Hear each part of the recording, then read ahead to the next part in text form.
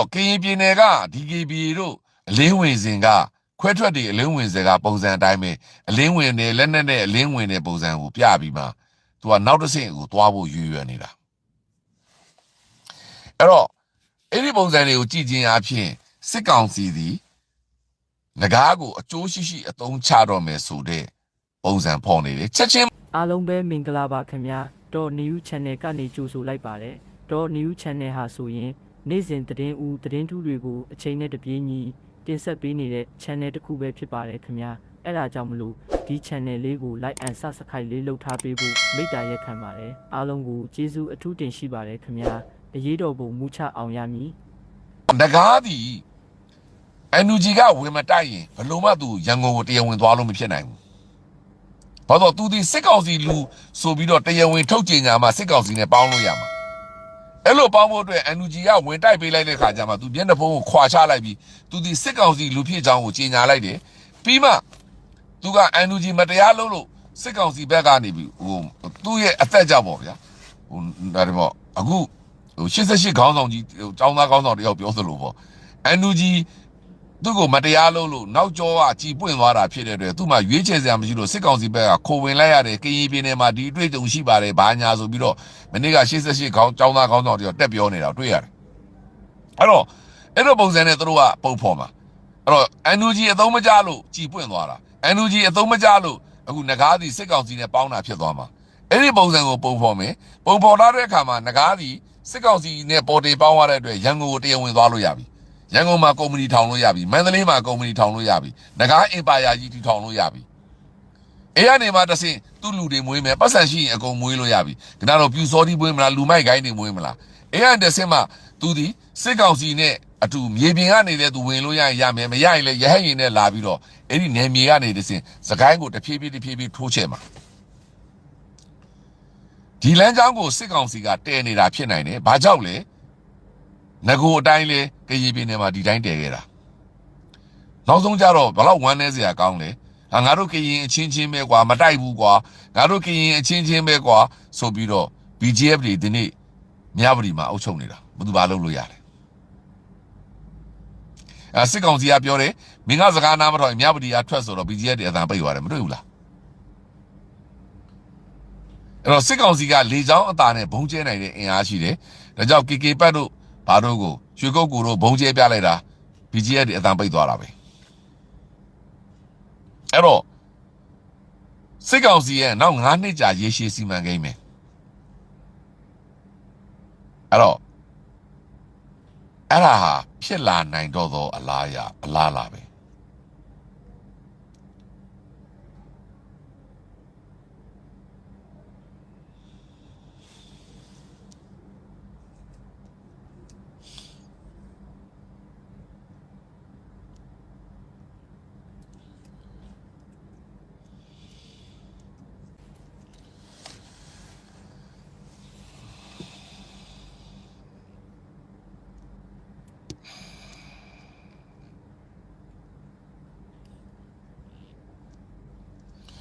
အဲ့တော့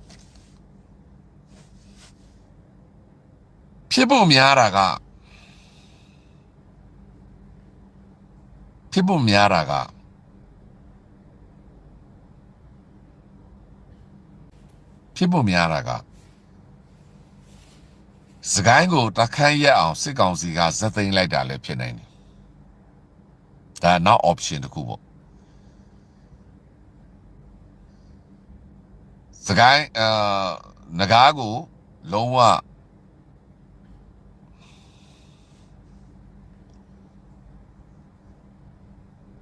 ဇက်သိမ်းလိုက်တာဖြစ်နိုင်တယ်ငကားဒီပြန်မပေါ်လာတော့ဘူးပေါ့ဗျာ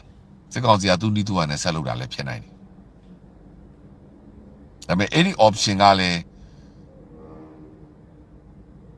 ဖြစ်နိုင်ကြီးတစ်ခုအနေနဲ့ပဲစဉ်းစားလို့ရတာ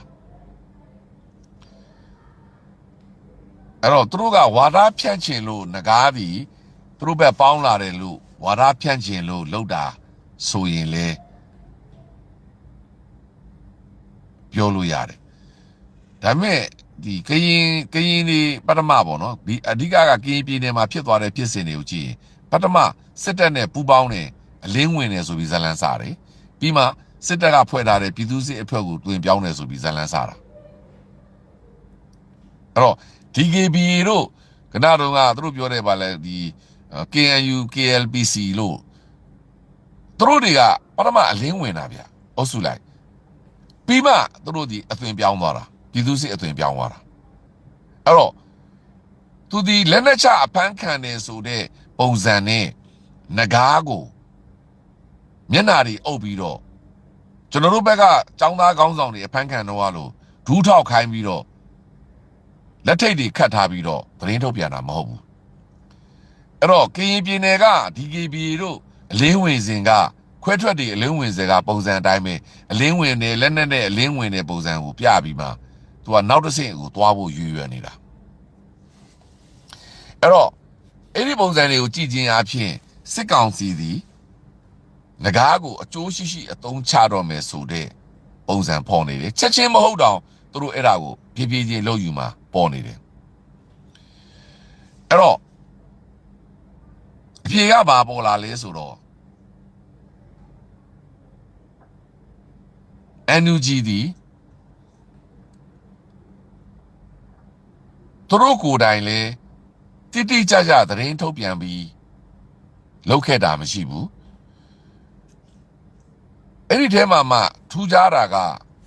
NUG လက်ထက်မှာသေသွားပြန်ရင်လေ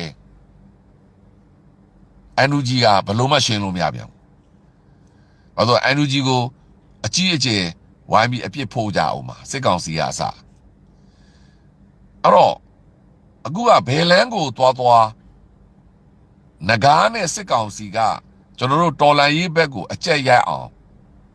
မတရားလုပ်ပြီးဖန်တီးထားတဲ့ဇက်ကွက်ကြီးပဲဖြစ်နေတယ်အဲ့တော့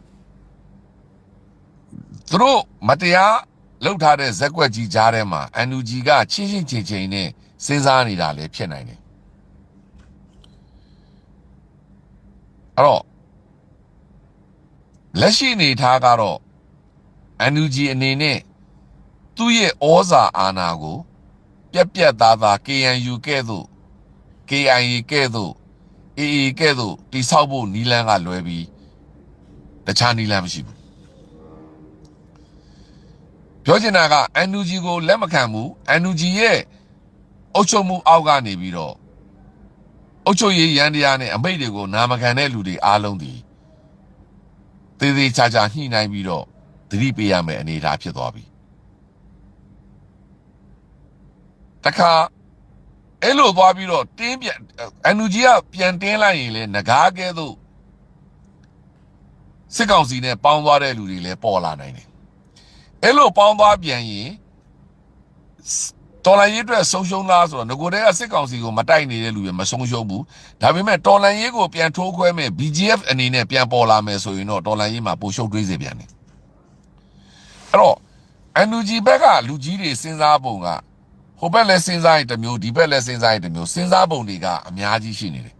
ဒါကြောင့်ကျွန်တော်အခုငကားဒီ BGF နဲ့ပြန်ပေါ်လာတာကိုဦးစားပေးပြီးပြောနေတာဒါပေမဲ့အဲ့လို BGF နဲ့ပြန်မပေါ်လာအောင်လုပ်ဖို့ဆိုပြန်ရင်လေသူ့ကိုမစိုးမပို့ပေါ့နော်ထိန်းထားရမယ်သဘောရှိတယ်သူ့ကိုဝိုင်းလို့မရဘူးဖမ်းလို့မရဘူးမသိပသာလှုပ်ပေးထားရမယ်သဘောလည်းရှိပြန်တယ်အဲ့တော့ NUG ကနောက်လာမဲ့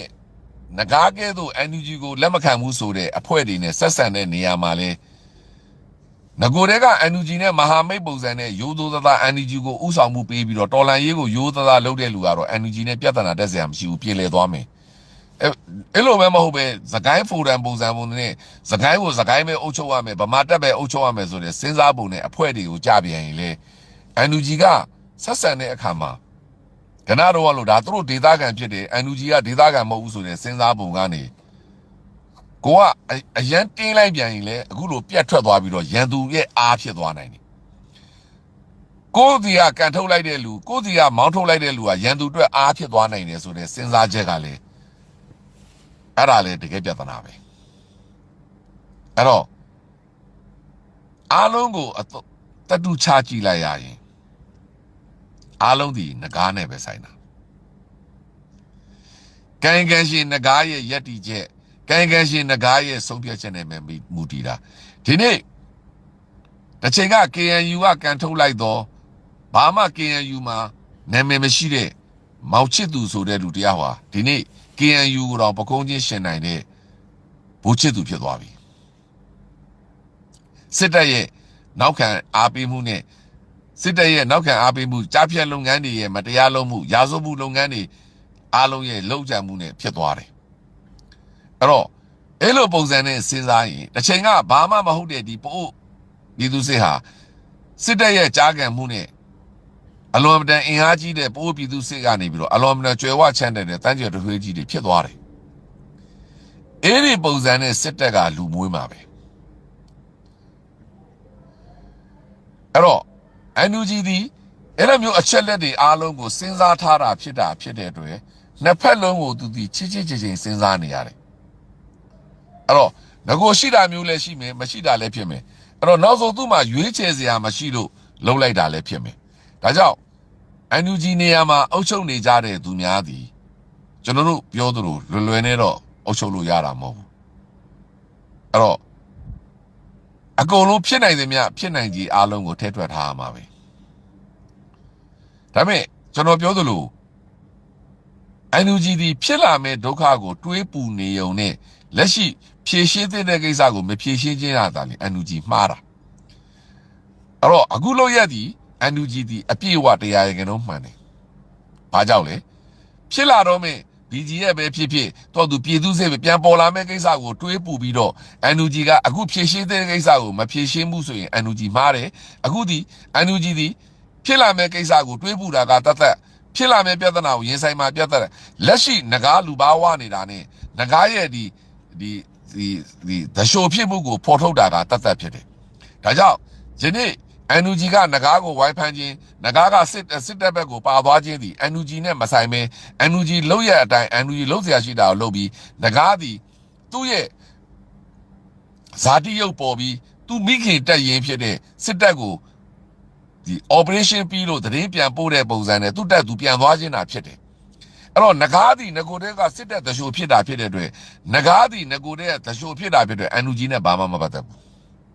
အဲ့တော့ငကားကြောင့်စစ်တပ်ကြောင့်ဒီပြဿနာပေါ်တာ NUG နဲ့ဘာမှမဆိုင်ဘူးအဲ့တော့ NUG ကသူအရေးမယူရင်မြေပြင်မှာရှိတဲ့ပါကဖတွေကိုထိန်းလို့မရတော့ဘူးပါကဖတွေကမကြေတတ်တော့ဘူးသူအရေးယူခိုင်းရမှာပဲအဲ့ဒီတိုင်းပဲငကားဘက်ကလည်းအခု NUG ဆွဆွဲထားသလိုတင်ပြထားသလိုလူသက်မှုတွေတက်ငယ်မတိန်မှုတွေအမြောက်များကျူးလွန်ထားတာဖြစ်တဲ့အတွက်အဲ့တော့လုပ်ထားတာဖြစ်တဲ့အတွက်ငကားဘက်ကကျူးလွန်တာကို NUG ကရေးယူရမှာပဲနောက်တစ်ခုကBGF ပြန်ပေါ်လာတာကိုတွေးကြောက်နေလို့ NUG ကအလုံးမဖြစ်ဘူး BGF လောက်အစ်မပြောနဲ့တနိုင်ငံလုံးအတိုင်းအတာနဲ့မင်းအွန်လိုင်းဆိုတဲ့ဒီသူတို့ပြောတဲ့ဒီမဒိန်းတက်ကြီးပေါ့နော်ဒီစစ်ကောင်စီရဲ့တက်တစ်ခုလုံးကိုတော့စိန်ခေါ်ပြီးတိုက်နေတာဖြစ်တဲ့အတွက်ဒီငကားလောက်အစ်နဲ့ BGF ပြန်ပေါ်လာကိုတွေးကြောက်နေစရာလည်းအကြောင်းမရှိဘူးအဲ့တော့ NUG ဒီ BGF မကလို့ကြိုက်တဲ့ပုံစံနဲ့ပြန်ပေါ်လာဂယူးဆိုင်မှာလည်းမဟုတ်ဘူးဘာလို့ဒီ BGF လောက်ကိုမနေနေနိုင်မနဲ့တနိုင်ငံလုံးကိုဘလို့နေနေနိုင်မလဲ NUG ဒီတနိုင်ငံလုံးကိုထိန်းချုပ်ထားသော MOD တက်ကြီးရှိနေတယ်အဲ့တော့ဒီသစ္စာပေါက်လောက်ကောင်လို့ခေါ်တဲ့ဒီစစ်ကောင်စီရဲ့နောက်လိုက်တွေဖြစ်တဲ့စစ်ကောင်စီနဲ့ဘလူးပလဲလုံနေကြတဲ့ဝပဲဖြစ်ကိုကံပဲဖြစ်တောင်းပလောင်ပဲဖြစ်မောင်ချစ်သူတို့ပဲဖြစ် DKB ပဲဖြစ်နောက်မဟုတ်ရင်ပေါ်အုပ်ပြည်သူစစ်ပဲဖြစ်ဒို့ဒီမို့လဲရှမ်းနီတပ်ဖွဲ့တွေပဲဖြစ် NUG ကဂူးဆိုင်စရာကိုအကြောင်းမရှိဘူးဖြစ်လာရင်တိုက်မှာပဲဘာကြောင့်လဲကိုတားလို့မှမရတာအဲ့တော့တချို့ကပြောတယ်ရှူတော့တစ်ခုကနေ NUG တားလိုက်ရင် NUG ဝင်မတိုက်ရင်သူဒီမပေါ်အဲ့ဒါမှားတယ်သူဒီငကိုတဲ့စစ်တပ်လူပဲ NUG ဝင်တိုက်မတိုက် NUG သူ့ကိုစစ်စေးလုံးမလုံး NUG သူ့ကိုဖမ်းမဖမ်းသူဒီစစ်ကောင်စီလူဟာစစ်ကောင်စီလူပဲအခုအရင်တော့ NUG ဝင်မဖမ်းရင် तू ကခိုးကြောင်ခိုးဝဲနဲ့သတင်းပို့နေမယ်အရင်တော့ NUG ဝင်မဖမ်းရင်ကျွန်တော်တို့ရဲ့လျှို့ဝှက်စစ်သတင်းတွေကျွန်တော်တို့ရဲ့စစ်နေသားတွေစစ်ရင်အားတွေငွေကြေးနေသားတွေလျှို့ဝှက်ပြီးသတင်းပို့နေမယ်အခု NUG ဝင်ဖမ်းလိုက်တာဖြစ်တဲ့ तू ဒီနေမြေကနေလွင့်ထွက်သွားပြီအဲ့နေမြေကလွင့်ထွက်သွားပြီဖြစ်တဲ့အတွက် तू ဒီပေါ်တင်ဝင်လာမှရတော့မယ်အဲ့တော့ तू ဒီတစ်ခါရန်သူအဖြစ်ပြန်ဝင်လာမှာအရင်တော့ကကြတော့မနေ့ကအထိသူဒီမိတ်ဆွေပုံစံနဲ့ဟန်ဆောင်ထားတာအဲ့တော့ ရန်သူအဖြစ်ပေါ်တင်တိုက်ရတာကပိုကောင်းသလားမိတ်ဆွေဖြစ်ဟန်ဆောင်ထားတဲ့လူနဲ့တိုက်ရတာပိုကောင်းသလား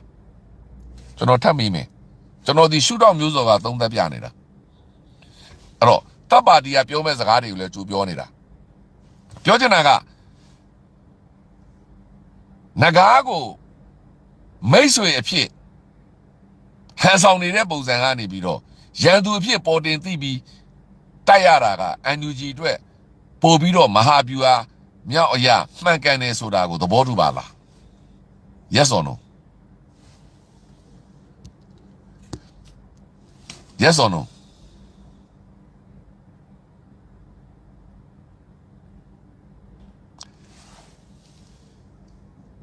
နဂါးကိုမိတ်ဆွေအဖြစ်တဲ့ကနေဟန်ဆောင်ပုံစံနဲ့ကျွန်တော်တို့ကရင်ဆိုင်နေရတာနဲ့နဂါးကိုပေါ်တင်တတိရှိရင်ထပ်ပြောမယ်နော်တတိရှိရင် BGM မကလို့စစ်တပ်ကြီးကိုပဲဥဆောင်ပြီးတိုင်ရင်မှုယူနီဖောင်းတမမှုယူနီဖောင်းနဲ့လာတိုက်အဲ့ဒါကကျွန်တော်တို့ကပိုကြိုက်တယ်သဘောတူပါသလား Yes or no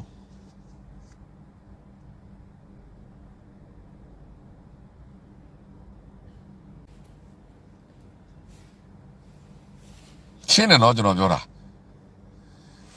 ဒီကောက်ချက်ကိုချခြင်းလို့ဒီအကြောင်းအရာတွေကိုကျွန်တော်အစုံပြောနေတာအဲ့ဒါ PhD တမ်းမယ်အဲ့ဒါ PhD အတမ်းမယ်နဂါးကိုမိတ်ဆွေဖြစ်ဟန်ဆောင်ပြီးကိုယ့်ထဲမှာရှိနေတာနဲ့ဆိုင်စစ်သားတယောက်အနေနဲ့စစ်တပ်တရှိုတယောက်အနေနဲ့တတိရှိရင်နဂါး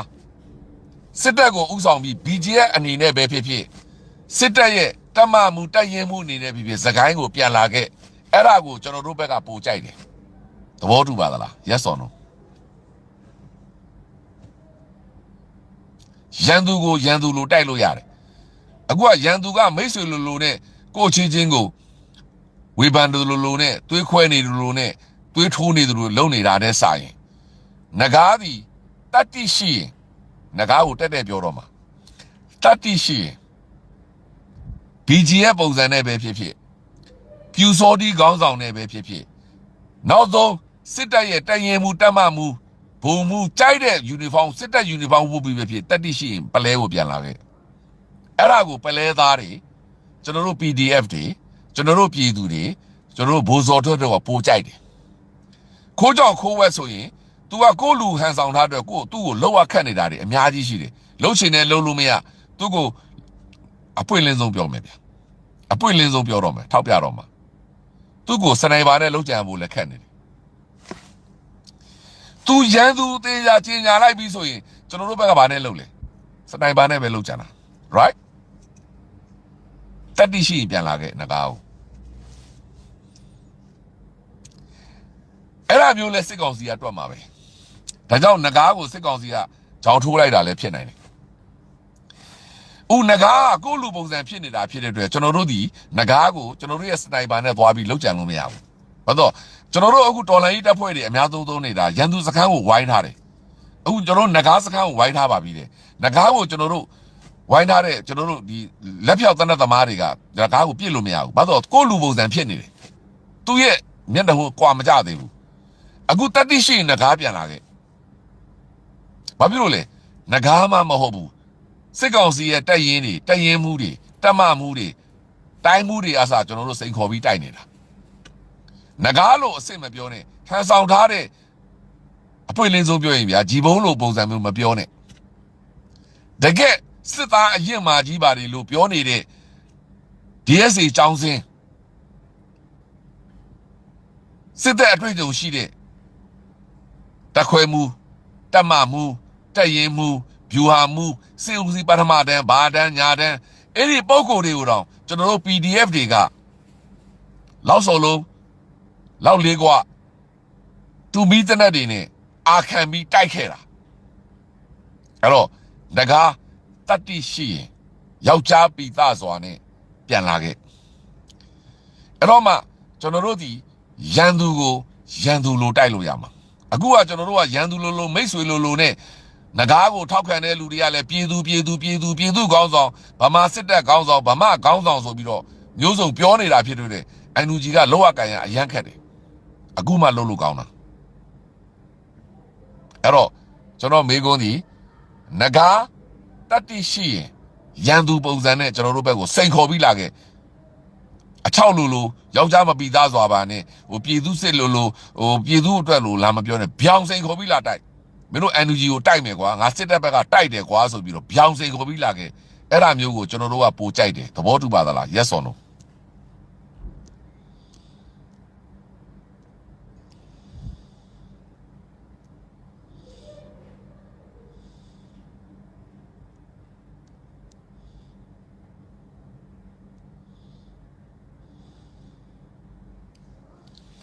သဘောတူပါသလားအခုမှကျွန်တော်တို့ကပွေ့ပွေ့လင်းလင်းဗျောင်တိုက်တော့မှာတခုပဲပြောစရာရှိတယ်နဂါအောက်မှာရှိနေတဲ့အမြင်မှန်ရတဲ့သူများအားလုံး NUG နဲ့ပူးပေါင်းပါလက်နက်တွေအကုန်အပ်ပါအခုချိန်အားစပြီးနဂါအောက်ကိုဝင်မဲ့ဘယ်သူမဆိုနဂါကိုထောက်ခံတဲ့မြည်သူမဆိုနဂါနဲ့ပတ်သက်တဲ့လူမြည်သူကိုမဆိုကျွန်တော်တို့ကရန်သူအဖြစ်သတ်မှတ်ရတော့မယ်သဘောတူပါသလား yes or no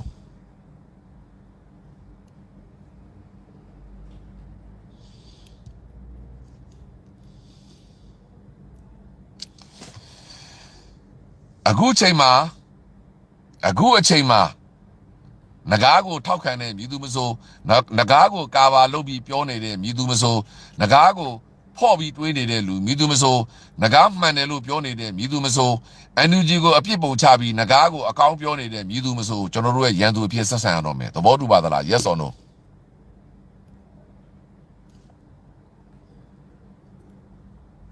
ကျွန်တော်တို့ဒီပြတ်သားချစ်တဲ့အချိန်မှာပြတ်ကိုပြတ်သားရမယ်ကျွန်တော်တို့ဒီပြတ်သားချစ်တဲ့အချိန်မှာရန်သူဟာရန်သူပဲ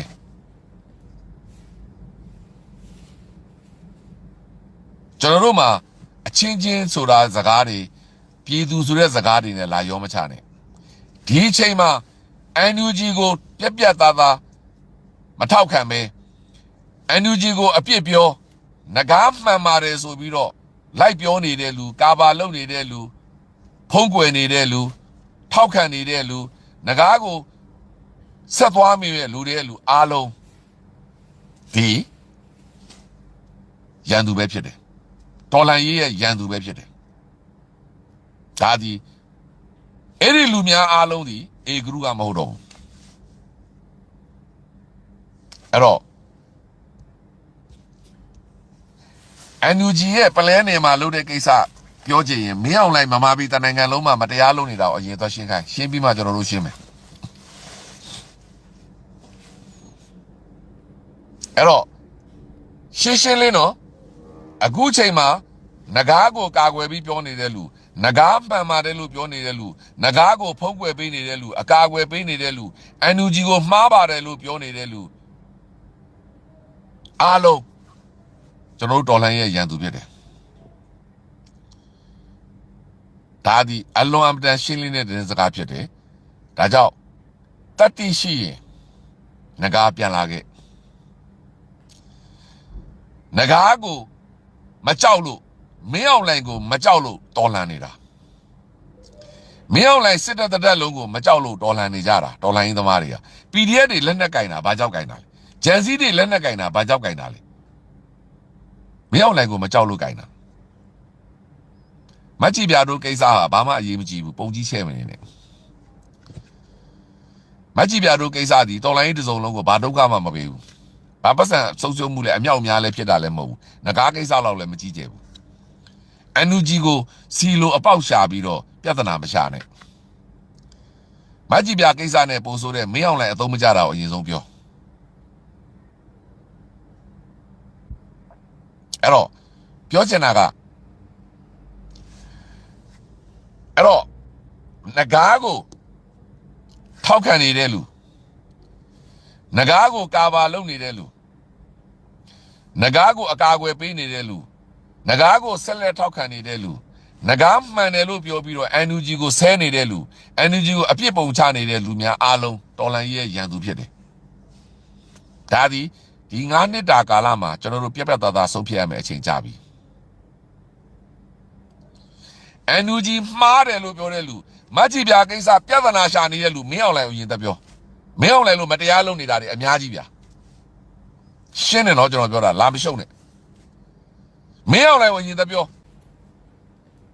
ဒီအသေးဖွဲတွေကိုပုံကြီးလာမချဲနဲ့မကြီးပြကိစ္စစီဒီယန်တချို့ကမကျေနပ်ဘူးဒါပေမဲ့တော်လိုင်းရေးတစ်စုံလုံးဘာမှမတိခိုက်ဘူးဘာပတ်စံမှလည်းအမြောက်များလည်းဖြစ်သွားတာမဟုတ်ဘူးအဲ့တော့ရှင်းရှင်းလေးပဲNUG ကိုမကျေနပ်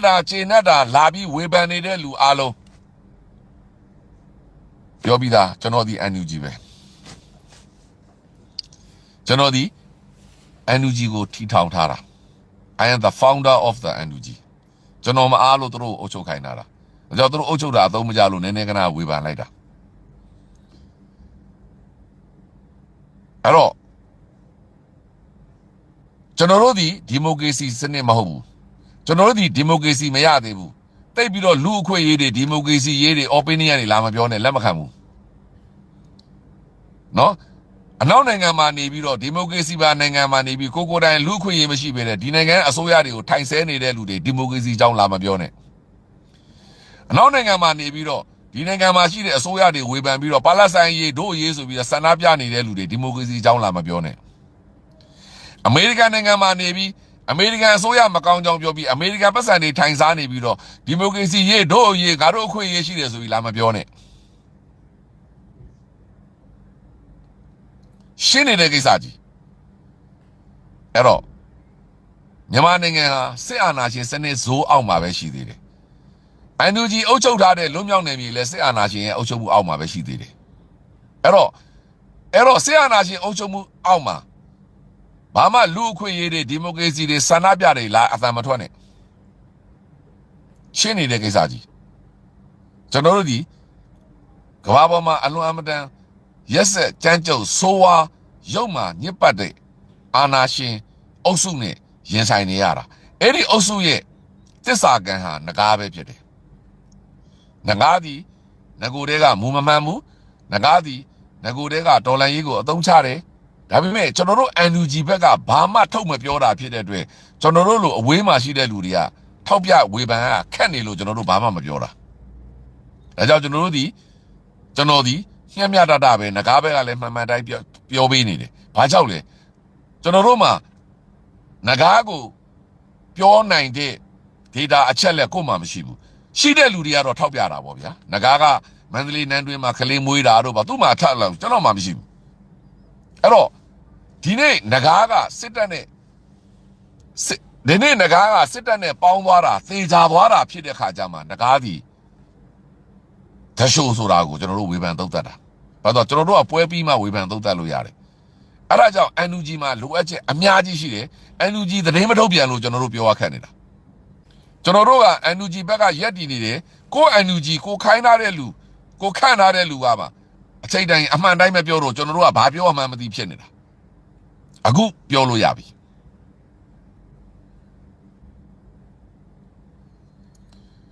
အဲ့တော့ရှင်းရှင်းလေးပါဒါလိုက်ပဲထပ်ပြောလိုက်မယ်ငကားတတ်တိရှိရင်စစ်တပ်ယူနီဖောင်းဝတ်ပြီးဒို့ဒီမဟုတ် BGF ယူနီဖောင်းဝတ်ပြီးဒို့ဒီမဟုတ်ပြူစောတီးခေါင်းဆောင်ဖြစ်ပလဲနေကိုပြန်လာခဲ့ပါအဲ့ဒါမှပွဲကြီးပွဲကောင်းတွေ့မှာဒီတစ်ခါတော့ online ကနေ live လွှင့်ပြီးတော့သူ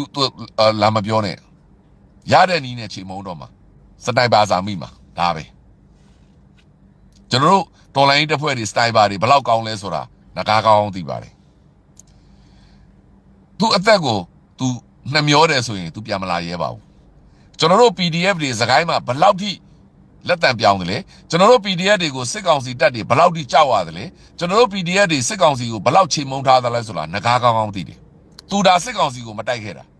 ဒါကြောင့်လေစစ်ကောင်စီစစ်ကြောင်းတွေဟာစကိုင်းမြေမှာခြေချလို့မရတာဒီစောတီးတွေတိုးလို့မရတာဒါကြောင့်တတိရှိရင်မျက်နှာဖုံးခွာချပြီးတော်လိုင်းသမားဟန်မဆောင်မင်းနဲ့ပေါ်တင်စစ်တပ်ထောက်ခံသူ BGF ဒို့ဒီမို့ပြူစောတီးခေါင်းဆောင်ဖြစ်ငကားပြန်လာခဲ့တတိရှိပြန်လာခဲ့အဲ့ဒီချိန်မှာပသုံးလုံးရဲ့ဇော်ထက်ရဲ့အစွမ်းကိုသိရမယ်ပသုံးလုံးဘာကောင်လဲဆိုတာအဲ့ဒီချိန်မှာသိရမယ်ကျွန်တော်တို့ပသုံးလုံးတွေဘယ်လောက်စွမ်းတယ်လဲဆိုတာအဲ့ဒီချိန်မှာသိရမယ်အခုကတော့ तू ကနီးမျိုးစုံနဲ့ပသုံးလုံးတွေကိုစော်ကားနေတယ်ပသုံးလုံးတွေကိုလုံနေတယ် အဲ့ဒီအချိန်ကြမှာ NUG ရဲ့ပသုံးလုံးတွေဘလောက်စွမ်းတယ်လဲဥမာတောင်သာပသုံးလုံးပလဲပသုံးလုံးရင်းမာပင်ပသုံးလုံးမုံရပသုံးလုံးကမ်ဘလူးပသုံးလုံးကောလင်ပသုံးလုံးတွေဘလောက်စွမ်းတယ်လဲဆိုတာအဲ့ဒီအချိန်မှာသိရမှာတတိရှိရင်ပြန်လာခဲ့ပြန်လာဖို့လေကျွန်တော်တို့ကစောင့်မျှော်နေတယ် NUG အဲ့လောက်မညံ့ဘူးအကုန်တွေးထားပြီးသားဘာလို့လဲ NUG မှာတကယ်ပညာတတ်ကဘာကျော်ပညာရှင်တွေသိပ္ပံပညာရှင်တွေ NUG အုပ်ချုပ်နေတာအဲ့လောက်ညံမမီပဲနဲ့ NUG ကိုခေါင်းဆောင်လာမလုပ်ဘူး NUG မှာစာတက်ပေတက်ပုံကိုယ်တွေအမျှော်မြင်ကြီးတဲ့ပုံကိုယ်တွေရှေ့ရနောက်ရကောင်းကောင်းနားလည်တဲ့ပုံကိုယ်တွေအကြံပေးတွေအမြောက်များရှိတယ်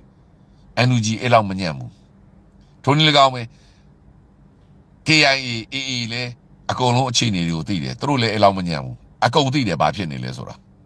အဲ့တော့တတိရှိရင်ပြန်လာခဲ့ဇာရှိလို့အာနာရှင်ကိုတော်လှန်နေတာဇာရှိလို့မကြောက်လို့အာနာရှင်ကိုတော်လှန်နေလားအဲ့ဒါ PDF တွေရဲ့ဆောင်းပုတ်ပဲငကားလောက်အစ်စ်မပြောနဲ့မင်းအောင်လိုင်းတော့မကြောက်တာငကားလောက်အစ်စ်မပြောနဲ့တိုင်းမှုတော့မကြောက်တာငကားလောက်အစ်စ်မပြောနဲ့စစ်တပ်တက်လို့မကြောက်လို့တော်လှန်နေတာအဲ့တော့တတိရှိရင်ပြန်လာခဲ့အဲ့တော့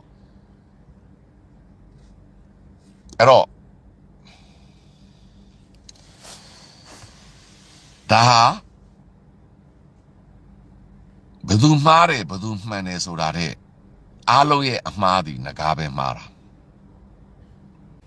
အားလုံးရဲ့အမှားသည်ငကားပဲမှားတာဘာကြောင့်ငကားမှားတာလဲဘာကြောင့်ငကားမှားတာအစတည်းကစစ်တပ်တကြိုဖြစ်လို့ကျွန်တော်တို့တော်လန်ပြည်သူတွေကိုလိန်လို့ကျွန်တော်တို့ပတ်စံတွေကိုလိန်ယူသွားလို့ကျွန်တော်တို့ယုံကြည်ချက်ကိုအလွယ်သုံးစားလုပ်လို့ဟုတ်ပြီနော်ကျွန်တော်တို့ယုံကြည်ချက်ကိုအလွယ်သုံးစားလုပ်သွားလို့ကျွန်တော်တို့တော်လှန်ပြည်သူတွေကိုလိန်သွားလို့ကျွန်တော်ပြည်သူတွေကိုလိန်သွားလို့ကျွန်တော်တို့ NUG ကိုနေ့တိုင်းပြဿနာရှာသွားလို့တော်လှန်ရေးကိုအမြဲတမ်းထိုးခွဲနေလို့ပြီးတော့တော်လှန်ရေးရဲ့ရဲဘော်တွေရဲ့ဒီတက်ဒီအထောက်အထားတွေပေါ့စာရွက်စာတမ်းတွေအားလုံးကိုစစ်ကောင်စီကိုသတင်းပေးလို့အဲ့တော့ကျွန်တော်တို့က PDF ဆိုတာတနက်ကင်ထားတာ88အုပ်စုတွေဝင်မပါပါနဲ့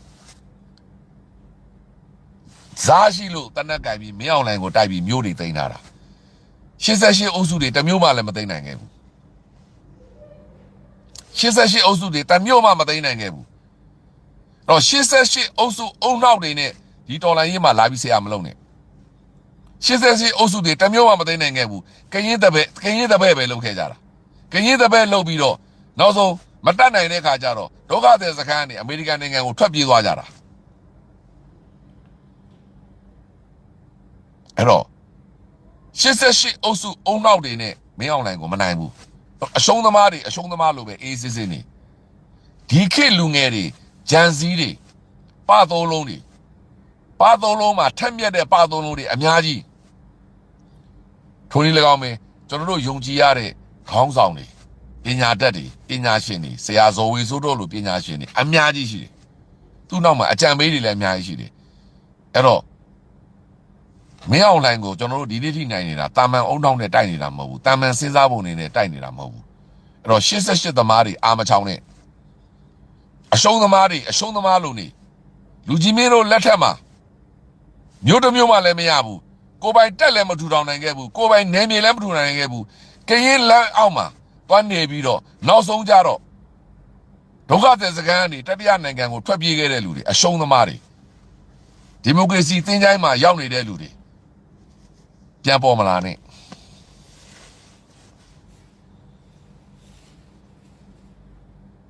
တော့ချင်တာကတော်လိုင်းရေးကိုထောက်ခံပြန်တိုက်စုပေါင်းဒီလိုအခက်ခဲဆိုတာအခုလိုမိတ်ဆွေပုံစံနဲ့ဟန်ဆောင်နေတဲ့ဆိုင်ရန်သူအဖြစ်ပေါ်လာတာအကောင်းဆုံးပဲဒါရှင်းရှင်းလင်းတိုက်ထုတ်ရုံပဲသူသားသူစားပေါ့ကိုသားကိုစားပေါ့အဲ့တော့ကျွန်တော်တို့ဘက်မှာလည်းရှင်းရှင်းလင်းလင်းရှိတယ်ဒါကြောင့်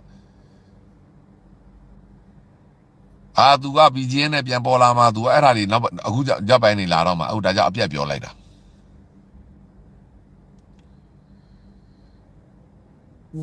အဲ့တော့အားလုံးမင်္ဂလာပါကျေးဇူးတင်ပါတယ်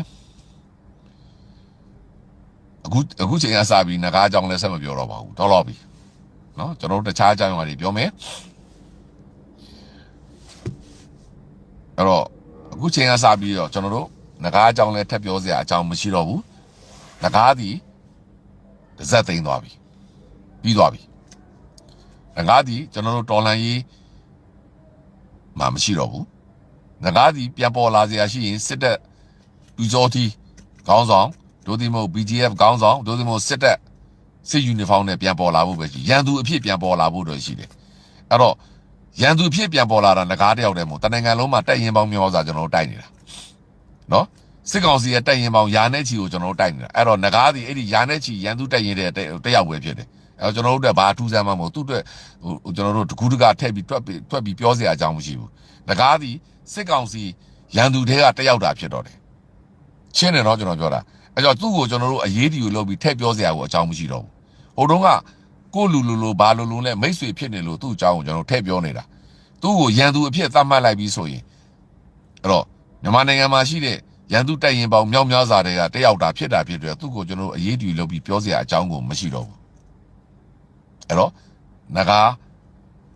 အကြောင်းဒီတအံ့ဒီဘုံကချသွားပြီတအံ့ပြီးသွားပြီတော်လိုင်းမှမရှိတော့ဘူးကြိုက်တဲ့ပုံစံနဲ့ပြန်ပေါ်လာကျွန်တော်တို့သူ့ကိုရန်သူတယောက်အနေနဲ့ပဲဆက်တိုင်းပါအဲ့တော့ရန်သူဖြစ်တာဖြစ်တဲ့အတွက်သူနိုင်သူစားကိုနိုင်ကိုစားပဲသဘောတူပါသလား yes or no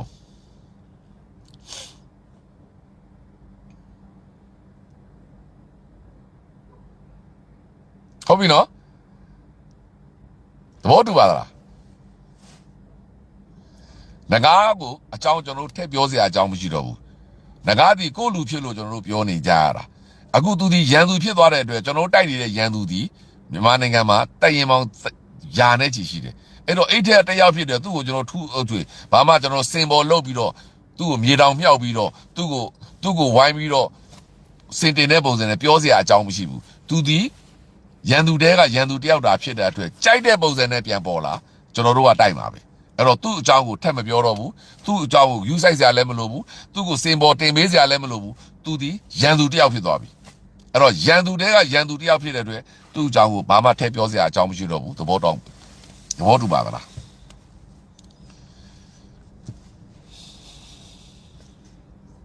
ကျွန်တော်တို့တော်လိုင်းရေးကိုပဲရှေ့ဆက်သွားကြမယ်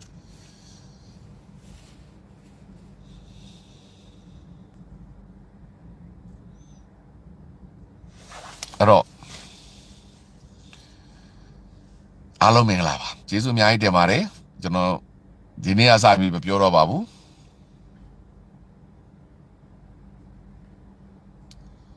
အဲ့တော့သူနာမည်ကြီးအောင်သူ့ကိုထပ်ပြီးတော့စင်ပေါ်တင်ပေးတဲ့ပုံစံသူ့အကြောင်းထပ်ပြောမယ်သူ့ကိုတာမန်ရန်သူတယောက်အနေနဲ့အသုံးမဝင်တဲ့ရန်သူတယောက်အနေနဲ့အချိန်တိုင်းကျွန်တော်တို့ဖြည့်ရှင်းတော့မယ်အနိုင်တိုက်တော့မယ်ရန်သူတယောက်အနေနဲ့ပဲသဘောထားလိုက်တော့အဲ့တော့ဒကူတကကျွန်တော်တို့သူ့အကြောင်းဆွေးနွေးစရာပြောဆိုစရာအကြောင်းကိုမရှိတော့ဘူးပြေပုံးကားချလိုက်ပြီးတအံ့သဘောတူပါသလား